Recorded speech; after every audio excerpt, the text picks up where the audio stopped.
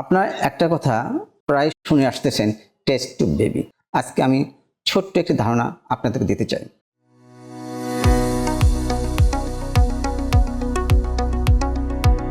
Test two baby একটা নাম আছে, আইভিএফ বলে। এটি আমি অ্যাব্রিভিয়েশনটা আপনার কাছে বলতে চাচ্ছি না, বা টেস্ট টু বেবি সম্বন্ধে আমি আলোচনা করছি। এই নাম ধরেই আলোচনা করি। টেস্ট টু বেবি মানে কি?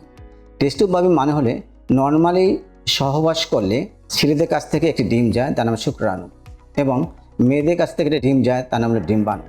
এই দুইটি বাচ্চার থলির বা জ্বরের পাশে একটা টিউবের মধ্যে ওখানে তাদের মিলন হয় এবং ওখানে বাচ্চা উৎপন্ন হয়। তাকে বলা হয় জাইগোট। এই জাইগোটটা আস্তে আস্তে আস্তে সেটা আবার ইউট্রাসের মধ্যে বাচ্চা থলিতে ফিরে আসে। এখানে 8 মাস, 9 মাস, 10 মাস যাই বলুক না কেন, 36 সপ্তাহ, 38 সপ্তাহ বা 40 সপ্তাহ এখানে বড় হয়। আলটিমেট এখানে বাচ্চা রোগ ধারণ করে মানে ডেলিভারি হয়। এটা নর্মাল প্রসিডিউর। তাহলে আমার যে জিনিসটা বলতে চাচ্ছি সেই জিনিসটা কি, রোগীর কাছ থেকে, যে ওয়াইফের কাছ থেকে আমার ডিমটা একটা আর্টিফিশিয়ালি যন্ত্রের মাধ্যমে এটা বের করে নেওয়া হয়, নিয়ে একটি পাত্রে রাখা হয়, এবং ছেলেদের কাছ থেকেও একটি ডিম তাকে নিয়ে ওই পাত্রে দেওয়া হয়। তারপরে একটি যন্ত্রের মাধ্যমে এদেরকে ভালো মন্দ আছে কিনা দেখে তাদেরকে মিলন করানো হয়, এবং ওই পাত্রের মধ্যে বাইরে, বাচ্চা থলির বাইরে এখানে তারা একটি বাচ্চা হয় বা ভ্রূণ হয় কিংবা জাইগোট হয়। এটাকে আবার নির্দিষ্ট সময় ওই জ্বরের ভিতরে দিয়ে দেওয়া হয়, এখানে বড় হয়। তাহলে কী হলো? Test tube baby. টেস্ট টিউবে কী হলো? এই মিলন হলো কোথায়? বাচ্চার থলির বা জ্বরের ঠিক বাইরে। যেহেতু একটা টেস্ট ওখানে পাত্র থাকে, টেস্ট টিউব বেবি বলা হয়। এখন কথা হলো, এই টেস্ট টিউব বেবি কিন্তু করতে অনেক খরচ হয়। কারো 3 লাখ, 4 লাখ, 5 লাখ, 6 লাখ, নির্ভর করে সে কোন সেন্টারে করলো বা কোথায় করলো, দেশে করলো না বিদেশে করলো, এটার উপর নির্ভর করে।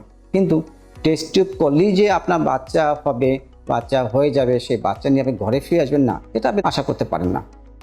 দেখা যায় যদি টেস্ট টিউব করা যায় তাহলে 30 থেকে 35% শতকরা 30 থেকে 35টা এটা সাকসেসফুল হিসাবে আসে, আবার এর চেয়ে কমও আসে, নির্ভর করে আপনি কোন সেন্টার করলেন। তাহলে কি করবেন? তাহলে আপনি এতগুলো টাকা চলে গেল, আপনি কিন্তু তার ফল পেলেন না, তাহলে কি করার আছে? আপনি বারবার তো করতে পারবেন না। সেই ক্ষেত্রে অনেকেই কী করতে পারে, আমি আগে একটু বলে নিই আপনার কথাগুলো, যে একজন মায়ের কিন্তু প্রতি মাসে একটা করে ডিম বের হয়, আর ছেলেদের কিন্তু কয়েক লক্ষ, কয়েক মিলিয়ন কিন্তু তার ডিম আছে। লাগবে কিন্তু ছেলেদের কাছ থেকে শুধুমাত্র একটি শুক্রাণু, এবং মেয়েদের লাগবে একটি ডিম। একটি ডিম কিন্তু ওই যে বললাম আর্টিফিশিয়ালি মেয়েদের শরীর থেকে বের করে নেওয়া হয়। এখন মনে করেন যে একবারে আপনি একটা ডিম বের করলেন, তো অনেক খরচ হবে। তাহলে আপনি কি করবেন? আপনি একসাথে অনেকগুলো ডিম নিয়ে নেবেন, অনেকগুলো শুক্রাণু নিয়ে নেবেন, তাই সেগুলোকে আবার মিলন ঘটিয়ে কয়েকটি আপনি জাইগোট করলেন, এবং জাইগোটগুলোকে আপনি জমা রাখলেন। জমা রাখার পরে বাচ্চার থলির মধ্যে আপনাকে একটা দিলে যে একটা হবে, সাধারণত কী করা হয়, কেউ 2টা দেয়, কেউ 3টা দেয়। দেওয়ার পরে বাচ্চা থলিতে সে বড় হতে থাকে। কেন এগুলো করবেন? এখানে আপনার তো আবার নর্মালি আবার সেই পিছনে যাওয়া লাগলো না। ওই যে আবার ডিম তৈরি করবেন, শুক্রাণু তৈরি করবে, আপনাকে হরমোন দেওয়া হবে, আপনি চিকিৎসা দেওয়া হবে, এই খরচটা থেকে আপনি বেঁচে গেলেন। তাহলে আপনাকে কিছু জিনিসকে আপনি জমা রাখতে হবে। আমাদের দেশে যে সেন্টারগুলো আছে, বাংলাদেশে কিছু সেন্টার বের হয়ে গেছে, এখানে সাধারণত ডিম জমা রাখা হয়, কারো জাইগোট জমা রাখা হয়, এটাকে ওই মাসে বা পরবর্তী বছর, তার পরবর্তী বছর জমা রাখা হয় এবং তাকে দেওয়া হয়। ধরেন আজকাল অনেকেই একটা কাজ করে, সেই কাজটা হলো, আপনি আজকে ইয়াং আছেন, আপনার বয়স 30, এই সময় আপনার শুক্রাণু, এই সময় আপনার ডিম্বাণু ভালো আছে, তাই মিলন ঘটিয়ে আপনার ভ্রূণটাকে আপনি জমা রাখলেন। আপনি এখন বাচ্চাটাকে নেবেন না, আপনি 10 বছর পরে, 5 বছর পরে, 7 বছর পরে ওই ব্যাংক থেকে নিয়ে এটাকে আবার বাচ্চাদের ঢুকে দেওয়া হলো, এটাকে আবার পরবর্তী বড় করা হলো। আজকাল এটা অনেক কিছু করে। এখন কথা হলো, অনেকে শুনছেন এবারকে স্যারোগেট মাদার। এ মানে কি? স্যারোগেসি মানে হলো, এই যে ধরেন যে বাচ্চাটা হলো, টেস্ট বেবিটা হলো, অনেক আছে বাচ্চার থলির মধ্যে সেই বাচ্চাটা বড় হয় না, বারবার দিয়েছে, বড় হয় না, তখন কি করে, যে আরও একটা মাকে সে নিয়ে আসে। এটাকে বলে সারোগেট মাদার, মানে হচ্ছে যে গর্ভ ভাড়া করা। সারোগেট মানে গর্ভ ভাড়া করা।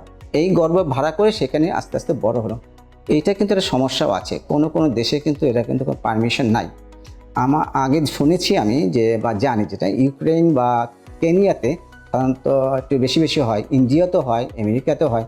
এক এক দেশের খরচ কিন্তু এক এক রকম, কাউকে 30 লাখ, 32 লাখ, 90 লাখ এরকম হয়। তবে গভর্নমেন্টে একটা পারমিশন দরকার হয়। সব গভর্নমেন্ট কিন্তু পারমিশন দিয়ে থাকে না।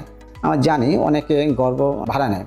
কারা ভাড়া নেয়? কেউ হচ্ছে ইচ্ছা করে নেয়, সে খুব বিজি, তো সে পেটে বাচ্চার সে 9 মাস নিবে না, 8 মাস নিবে না, কোনো যারা ব্যস্ত থাকে তারা নেয়। আবার মনে করেন তার গর্ভের বাচ্চা টিকে না, সেও নিতে পারে।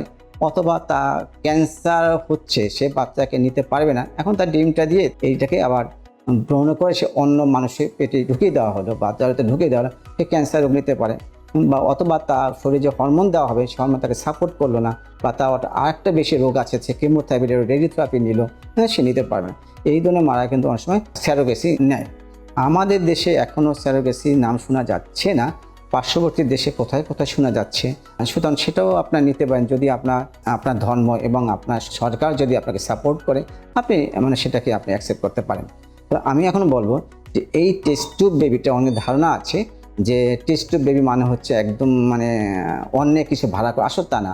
আপনারই স্বামী স্ত্রী দুজনেই কিন্তু তাদের ডিম দিয়েই কিন্তু সে টেস্ট টিউব বেবি নিতে পারে, যেটা নর্মালি সহবাসের সময় হচ্ছে না বা সাপোর্ট করতেছে না, সেটা বাইরে এটাকে জন্ম দিয়ে এটাকে আবার ওই মায়েরই ওই স্ত্রীর কিন্তু আবার জ্বরের ভিতর দিয়ে এই টেস্ট টিউব বেবি করা হয়।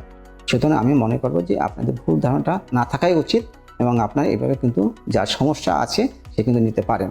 যদি এখানে আপনার বুঝতে অসুবিধা হয় আপনি আমাকে জিজ্ঞেস করতেন, আমি আপনাকে বলতে পারবো। ইনশাল্লাহ আপনার যত ধরনের সাপোর্ট লাগে আমি আপনাকে সাপোর্ট দিব। আপনি আসবেন, আপনার সাথে কথা হবে। আসসালামু আলাইকুম, আমি doctor Jahangir Alam, gynaecologist, Narayanganj popular diagnostic সেন্টারে আমি চেম্বার করি।